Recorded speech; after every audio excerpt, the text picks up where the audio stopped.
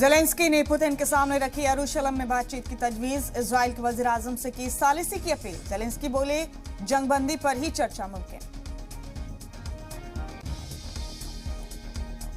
रूस यूक्रेन के बीच 18वें दिन भी खौफनाक जद्दोजहद जारी। मारिउपोल के बाहरी हिस्से पर कब्जा करने की तैयारी।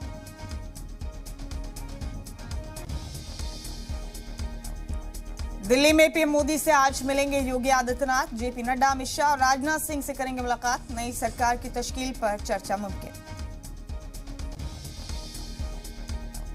केजरीवाल आज पहुंचेंगे अमृतसर। भगवंत मान के साथ करेंगे रोड शो। 16 मार्च को पंजाब के वजीर आला के तौर पर हलफ लेंगे भगवंत मान।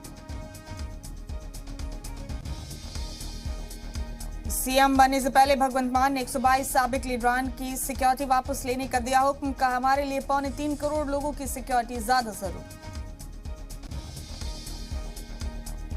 5 रियासतों में मिली करारी हार के बाद आज कांग्रेस वर्किंग कमेटी की अहम बैठक। हार पर हो सकता है गौर व खौज। क़यादत पर भी चर्चा मुमकिन।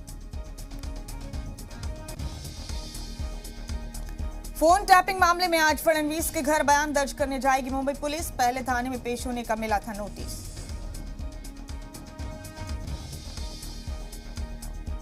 ओडिशा के खुर्दा में बीजेडी के मुअत्तल रुकन असेंबली ने भीड़ पर चढ़ाई कार। 22 लोग शदीद तौर पर जख्मी। 7 पुलिस एहलकारों की भी हालत नाजुक। इराक के इरबिल में अमेरिकी कॉन्सुलेट के पास रॉकेट से हमला। ईरान की जानिब से किया गया हमला।